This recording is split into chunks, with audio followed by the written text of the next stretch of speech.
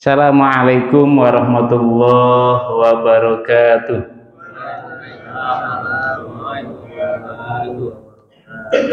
Alhamdulillahilladzi faddala bani adam minal ilmi wal amal ala jamil alam. Wassalatu wassalamu ala sayyidina Muhammadin sayyidil arabi wal ajam wa ala alihi wa ashabihi ya nabi'i minal ulumi wal hikam. Amma ba'd. Qala Allah ta'ala fi'atil karim, bismillahirrahmanirrahim, yarfa'illahu alladhina amanu minkum walladhina utul ilma darajat. Shadaqallahul azim. Qala Nabi sallallahu alaihi wasallam, man salaka tariqan yaltamis bihi ilman sahalallahu lahu tariqan ilal jannah.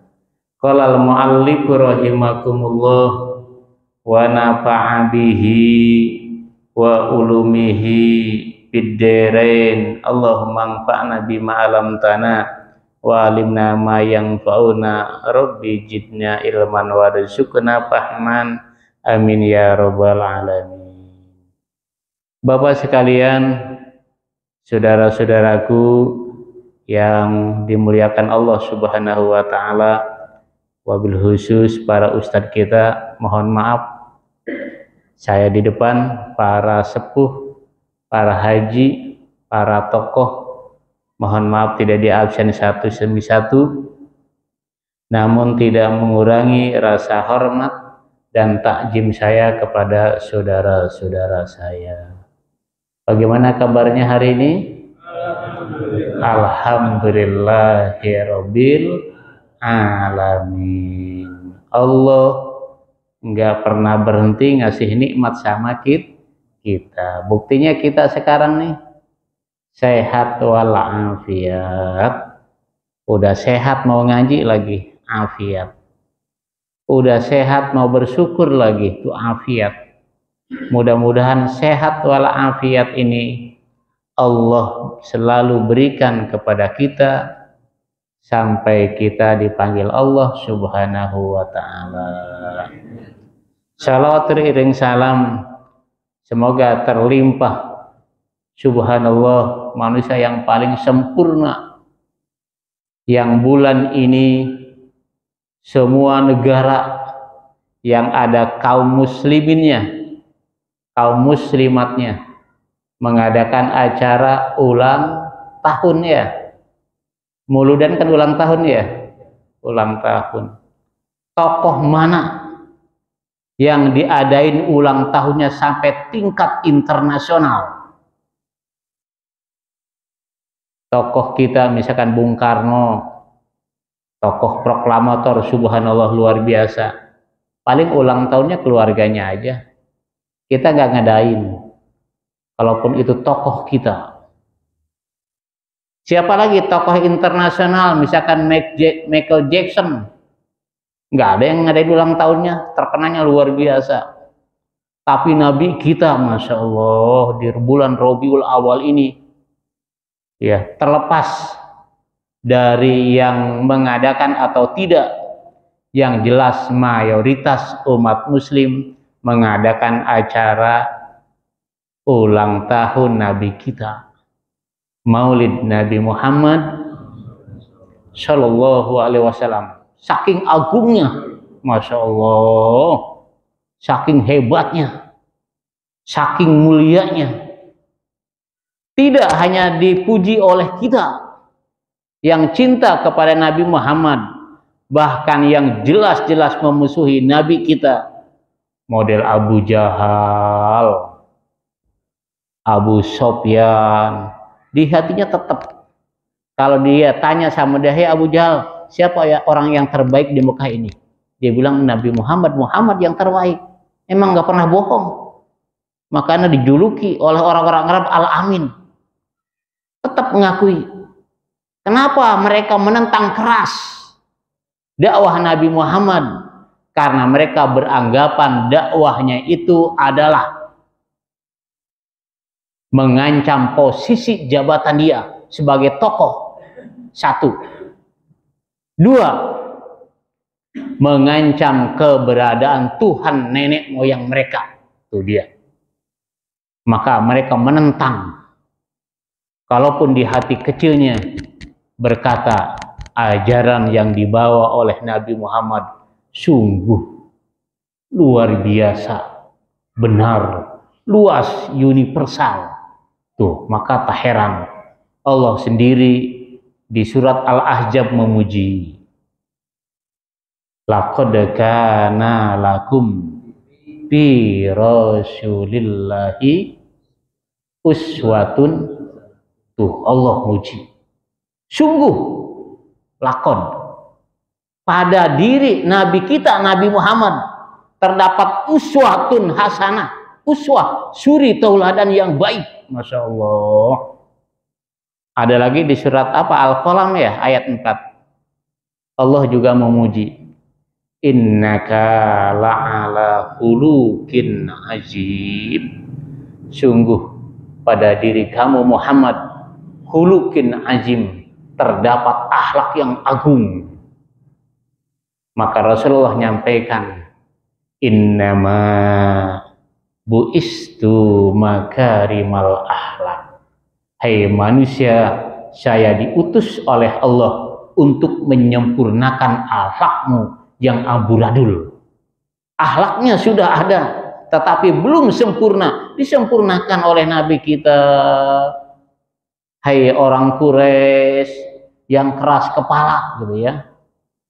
Hai orang Quraisy yang ego, tanamkan rasa kemanusiaan. Kau manusia, kenapa kau kubur hidup-hidup anakmu? Di mana otakmu?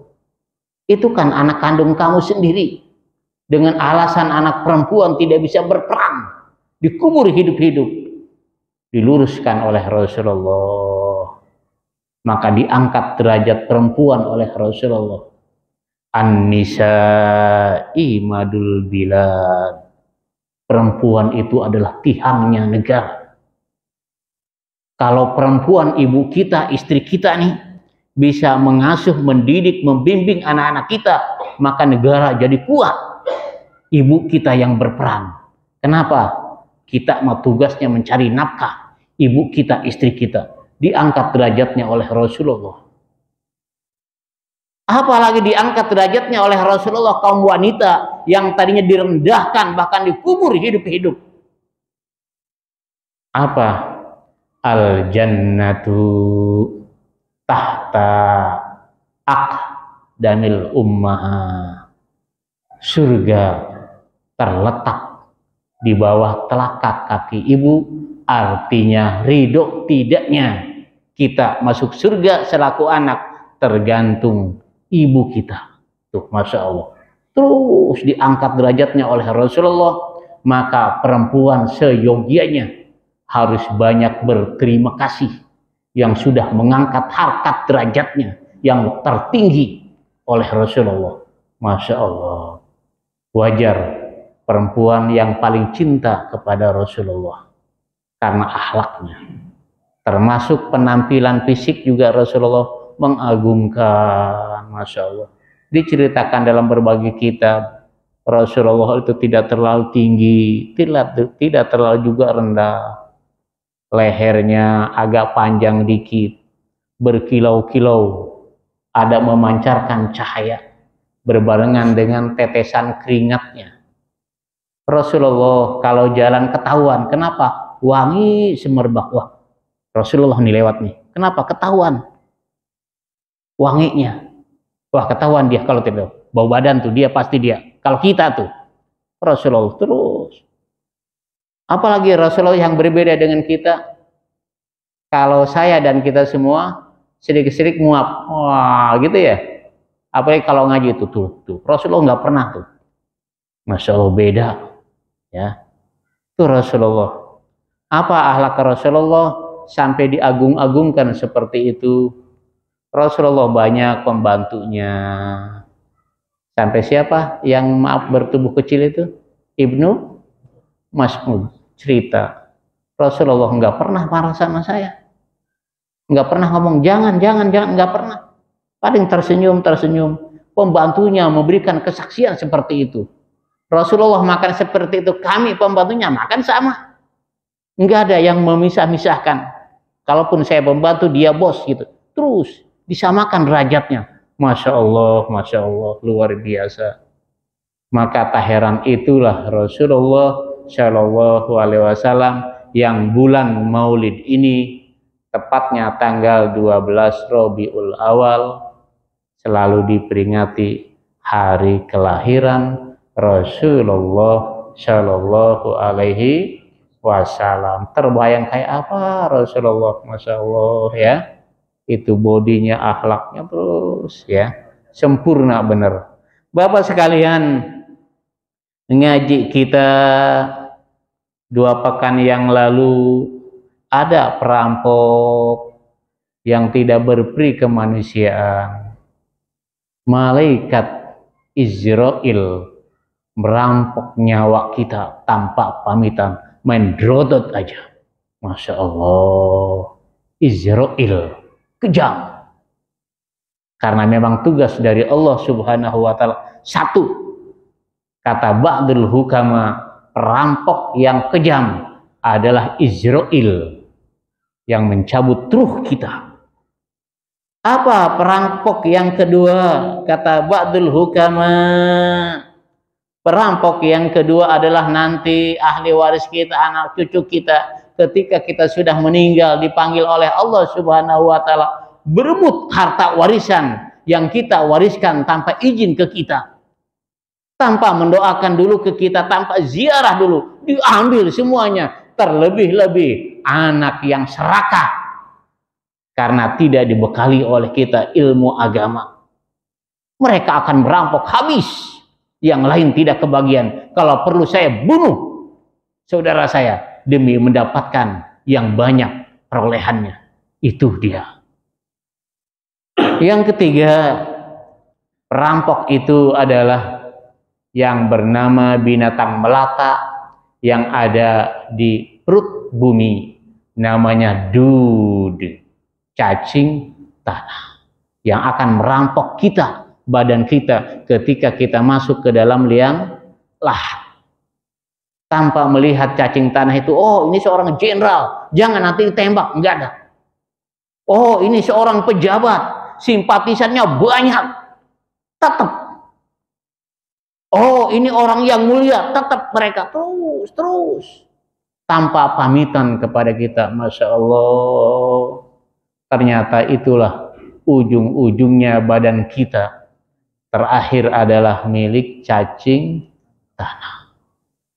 Yang terakhir, ahad yang lalu yang kemarin belum sempat disampaikan adalah yang akan merampok kita adalah orang yang pernah disakiti oleh kita, yang pernah dizolimi oleh kita, yang pernah difitnah oleh kita sehingga tercemar nama baiknya di masyarakat, tidak dihargai karena fitnah kita. Apa yang dirampok dari kita? Orang yang merasa pernah dizolimi oleh kita, pahala yang kita miliki, kita kumpulkan pahala itu selagi kita hidup, nanti akan dirampas, diambil pahala itu oleh orang yang pernah disakiti oleh kita. Pak, beruntunglah kita yang pernah ya gitu ya, beruntunglah kita yang pernah difitnah, beruntunglah kita yang pernah dizolimi, beruntunglah kita yang dicemarkan nama baik kita. Kenapa? Nanti akan kita ambil tuh. Itulah ada di konsep Islam, diam, tidak membalas kejelekan orang lain. Biarkan. Kenapa?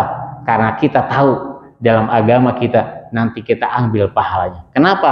Kalau kita lawan tidak bakal selesai masalahnya. Katakanlah lewat jalur hukum, kita menang, dia kalah. Mungkin dia kalah sewaktu itu. Setelah dia keluar bebas dari penjara, mungkin akan lebih dendam lagi. Dia dendam, nurun ke anaknya. Terus, nggak selesai. Maka itulah Rasulullah mengajarkan memaafkan.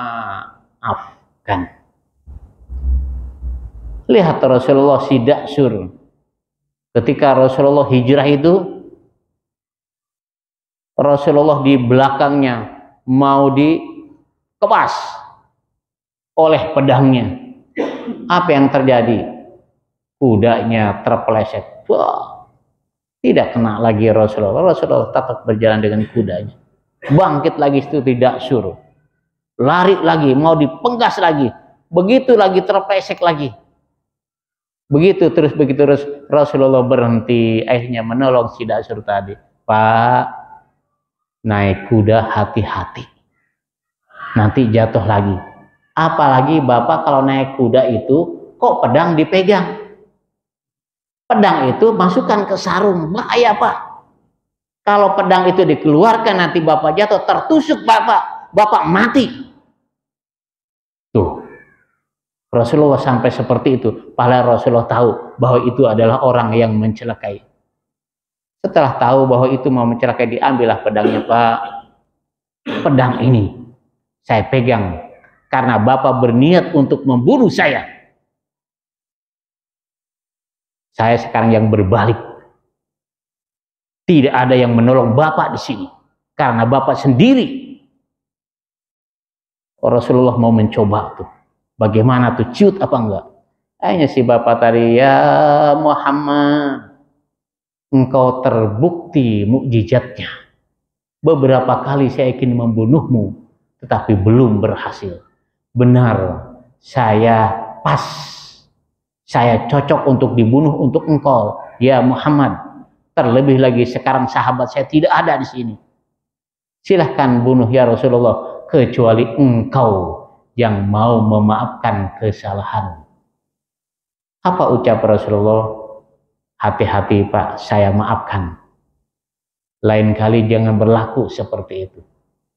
Akhlak yang seperti itu, yang tadinya penjahat ganas, bersaksi di hadapan Rasulullah, ya Rasulullah, dengan akhlakmu yang agung, saya saksikan, saya bersaksi dan engkau saksikan, hari ini saya mengikuti ajaran yang engkau dakwahkan. Nih, akhlak Rasulullah, pemaaf, tidak punya balas dan dendam. Bapak sekalian, inilah yang akan merampas nanti adalah orang yang pernah dizolimi oleh kita. Maka sebelum nanti dirampas karena kita merasa adalah manusia yang punya dosa, punya hilaf, punya salah, maka banyak-banyaklah minta maaf kepada saudara-saudara kita. Kalau di kampung saya Pak, di Daru, biasanya yang meninggal itu ya, nah, setelah disolatkan apa sebelum disolatkan? Bapak-bapak, ayyuhal hadirun. Bapak-bapak yang hadir mau mensolatkan. Bagaimana? Bapak mau memaafkan enggak dosa-dosa almarhum? Mau memaafkan gitu ya. Itu ijab kabul ya. Kenapa? Kalau lahir dari ucapan mulut mau memaafkan, tenang tuh. Kalaupun dia sudah meninggal, tenang, enggak dibawa lagi. Terus ada seperti itu ya. Jadi ada ijab kabul dari jamaah yang hadir untuk memaafkan si ahli tadi. Karena dia juga manusia biasa. Untunglah di kita ada budaya lebaran. Saling memaafkan. Kalaupun setahun sekali. Idealnya saling memaafkan tidak hanya momen lebaran. Idealnya adalah setiap hari. Maka penting tadi musyafahah salam terus. Ini dia 4 hal yang akan merampok kita. Bapak sekalian, kajian baru malam ini masih nasihat ba'dul hukama, nasihat dari para ulama. Man istaghala bisahawati fala buddalahu minan nisa. Man siapa orang istaghala itu sibuk bi dengan sahawati, dengan syahwat, fala buddha. Jadi fala buddha itu maka tidak boleh tidak, gitu ya, dalam bahasa Arab. Fala buddha lahu minan nisa, maka tidak boleh tidak biasanya terjerumus kepada dunia perempuan. Kalau apa dia? Kalau sibuk dengan urusan perempuan, sibuk dengan urusan syahwat, kata ulama, kalau orang sudah sibuk dengan urusan syahwat, maka pasti akan terjerumus kepada dunia perempuan. Buktinya Bapak sekalian, saking sibuknya dengan syahwat orang-orang Barat dan Eropa, saya sampaikan mungkin dulu, ada 34 negara yang dipelopori oleh Amerika kawin sesama jenis, laki dengan laki, perempuan dengan perempuan, sudah dilegalkan di 34 negara. Kenapa? Urusan syahwat. Yang penting suka sama suka. Maka di Indonesia, kalaupun di Indonesia mayoritas muslim yang mengharamkan ajaran agama kita, kawin sesama jenis diharamkan, maka pesan ke anak-anak kita belajar agama. Kenapa? Tamengnya ini adalah agama. Kenapa? Karena agama kita mengharamkan kawin sesama jenis. Yang dibolehkan adalah kawin lawan jenis, laki dengan perempuan, perempuan dengan laki. Maka di agama kita, la'ana Rasulullah Shallallahu Alaihi Wasallam, Rasulullah melaknat. Apa yang dilaknat? Laki-laki menyerupai perempuan, perempuan menyerupai laki, dilaknat oleh Rasulullah. Ini dia. Karena tadi menyerupai, akhirnya kecolongan. Terus baru heboh. Padahal sudah pesta besar. Terus ini dia. Oh, kenapa? Dalam rangka memenuhi syahwat. Bapak sekalian, siapa yang pernah umroh ke Spanyol kabarnya, ya? Di Spanyol itu dulu pernah mencapai puncak kejayaan ajaran agama Islam juga tuh ya, di Spanyol, di Cordoba. Ada teman pernah cerita, ya, setelah mereka travel ke umroh kemudian ke sono, ya, ke Spanyol, itu di Cordoba itu konon kabarnya, maaf ya, orang tidak malu lagi, tidak sungkan lagi berbuat mesum di hadapan kita, bebas di Spanyol. Bahkan di Spanyol itu dibolehkan, maaf, film porno diputar di sekolah menengah sampai perguruan tinggi dengan dalih pendidikan seks di Spanyol.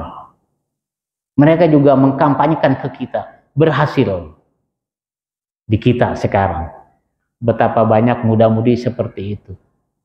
Tidak lagi terang-terangan tapi masuk ke kamar HP-nya terus, ya, promosi. Itu Spanyol pelopornya terus. Tidak seperti itu dalam rangka tadi syahwat, tadi memenuhi syahwat, tidak lepas dari perempuan. Apalagi kalau di Kanada beda. Di Kanada itu dalam rangka menyalurkan seksnya, biologisnya. Yang penting demen, kalaupun dengan binatang. Tak heran perempuan menyimpan binatang di rumahnya dalam rangka menyalurkan. Atau sebaliknya, lelaki menyalurkan nafsu biologisnya menyimpan binatang di rumah. Di Kanada dilegalkan untuk memenuhi syahwat di Kanada. Ada lagi di mana? Di Jerman ada namanya incest. Itu dalam rangka memenuhi syahwat juga. Apa incest itu? Boleh menyalurkan syahwatnya kawin dengan bapak dengan anaknya, ibu dengan anaknya, kakak dengan adiknya, adik dengan kakaknya, yang satu nasab kandung. Di Jerman sudah dilegalkan seperti itu. Masya Allah. Kampanye ke kita juga terus. Maka kita itu diserang dari kanan kiri. Bagaimana supaya hukum Islam itu, syariat Islam itu pelan-pelan. Mereka berpayung tadi hak asasi manusia. Maka untunglah ada ajaran agama Islam yang meluruskan fitrah manusia. Fitrah yang sebenarnya diluruskan. Kawin beda jenis, haram kawin antar agama, haram kawin dengan saudara bapak ibu kandung, haram kawin dengan binatang, haram hukumnya melihat nonton film pornografis. Lihat-lihat, Masya Allah. Belum lama ini di mana, di Depok atau di Jakarta tuh digerebek pembuatan filmnya. Para artis juga seperti itu disebar. Keuntungannya memang puluhan juta, menggiurkan. Karena umumnya siapapun kita karena dorongan syahwat itu tadi senang dengan film seperti itu, maka bisnis menjanjikan. Dibuatlah ribuan keping disebar ke anak-anak muda. Terus alhamdulillah polisi kita bersikap tegas. Kenapa? Karena polisi juga tahu ajaran agama kita. Ada undang-undang perkawinan ada. Mengharamkan seperti itu. Ini dia. Ulama lagi-lagi sekian abad yang lalu sudah menyampaikan. Siapa yang sibuk dengan urusan syahwat pasti akan terjerumus kepada dunia perempuan. Satu. Bapak sekalian, apa nasihat para ulama? Yang kedua, wa man istaghala bijam'il mali fala buddalahu minal haram. Siapa orang yang sibuk bijam'il mal, ngumpulin duit sebanyak-banyaknya dikumpulin oleh dia, fala buddalahu minal haram, maka pasti orang yang sibuk dengan ngumpulin duit tadi, harta, pasti biasanya terjerumus dengan dunia haram. Bukankah bos judi online itu juga sibuk ngumpulin duit, maka terjerumus ke dunia haram? Bukankah koruptor itu gajinya besar, penghasilannya banyak, tunjangannya banyak, karena sibuk ngurusin ngumpulin duit, maka lewat cara korupsi terus. Bukanlah pedagang itu juga untungnya berlipat-lipat, karena sibuk ngumpulin duit, maka dibohongi penjual. Yang jelek dikatakan bagus, timbangan dikurangi terus. Ada penimbunan barang. Ketika langka dia jual dengan harga yang mahal. Terus kenapa dia lakukan? Dalam rangka mengumpulkan harta sebanyak-banyaknya. Ingat Hamid Lapap yang lalu, saya sibuk ngumpulin duit. Saya kira dengan banyak duit saya akan senang, saya akan bahagia, kata Hamid Lapap tuh, seorang syekh. Ternyata jalan itu salah. Saya justru senang bukan dengan terlalu banyak harta, tetapi dengan hidup sederhana, dengan qanaah. Itu kata Hamid Lapap yang membuat hati tenang. Bapak sekalian, ada dua lagi PR, ya. Jadi sibuk dengan syahwat pasti akan terjerumus dengan perempuan. Sibuk dengan ngumpulin harta yang sebanyak-banyaknya pasti terjerumus kepada dunia yang haram. Dua lagi, insya Allah pertemuan yang akan datang. Maka datanglah kalau penasaran. Mudah-mudahan sehat, panjang umur. Terakhir kita doakan istrinya Pak Samingun, ya. Kabarnya lagi diuji oleh Allah. Kita doakan mudah-mudahan minta yang terbaik menurut Allah Subhanahu wa Ta'ala. Saudara kita juga yang lain yang sedang diuji berbaring di rumah sakit atau di rumah, mudah-mudahan diangkat penyakitnya oleh Allah Subhanahu wa Ta'ala. Bi barakati umul kitab. Al-Fatihah. A'udzubillahi minasyaitonirrajim. Bismillahirrahmanirrahim. Alhamdulillahirabbil alamin arrahmanir rahim. Iyyaka na'budu wa iyyaka nasta'in. Ihdinas siratal mustaqim. Shiratal ladzina an'amta 'alaihim ghairil maghdubi 'alaihim waladdallin. Bismillahirrahmanirrahim. Wal 'asri innal insana illal ladzina amanu wa 'amilus solihati wa tawassaw bil haqq wa tawassaw bis sabr. Shadaqallahul azim. Subhanakallahumma wa bihamdika asyhadu an la ilaha illa anta astaghfiruka wa atubu ilaik. Mohon maaf dari saya. Akhirul kalam. Wassalamualaikum warahmatullahi wabarakatuh.